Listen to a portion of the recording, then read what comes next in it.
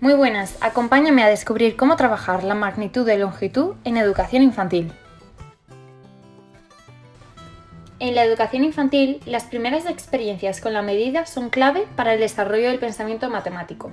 Según Alsina y Salgado, es fundamental que los niños trabajen con materiales concretos y situaciones significativas, permitiéndoles descubrir conceptos matemáticos de forma progresiva y adaptada a su desarrollo. Este proyecto tiene como objetivo diseñar actividades didácticas que integren estas ideas utilizando como base las fases de Chamorro y centrándose en experiencias sensoriales y corporales. De este modo, buscamos no solo desarrollar competencias matemáticas, sino también fomentar la curiosidad, la creatividad y el aprendizaje activo en los más pequeños.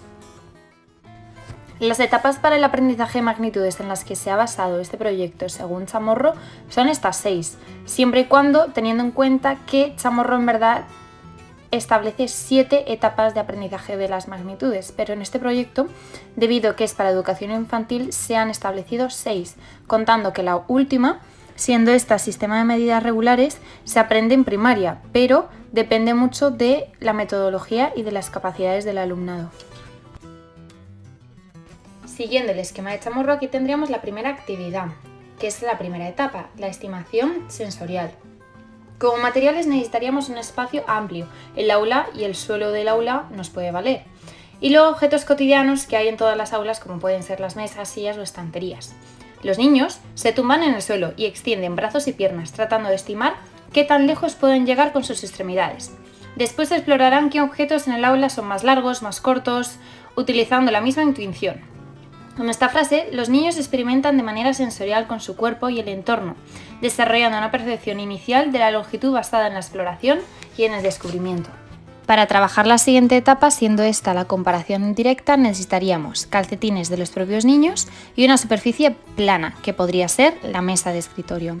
Los niños comparan directamente los calcetines, colocando unos junto a otro para determinar cuál es más largo o más corto. La clave de esta etapa sería que los niños ordenen y clasifiquen según las diferentes medidas de los calcetines. En la siguiente etapa, siendo esta la comparación indirecta, aparece un intermediario, donde los niños deben de colocar los calcetines para medir las baldosas del suelo.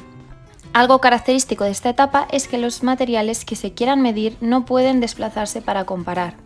La comparación que se quiere hacer en esta actividad es comparar la longitud de las baldosas para ver si cabe en los estantes que hay ahí señalados en el dibujo. La siguiente etapa, siendo esta la elección de la unidad, los niños deben de elegir qué unidad quieren, es decir, cuál es la más práctica. En esta actividad, los niños vamos a suponer que escogen los calcetines como su unidad de medida.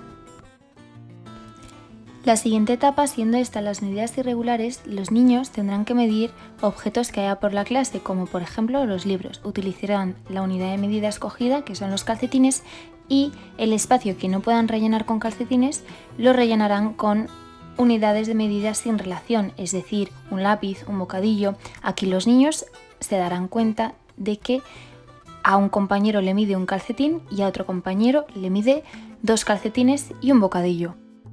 Finalmente, esta última etapa que se quiere trabajar, que son las medidas irregulares, se caracterizan por la utilidad de una unidad de medida no estándar.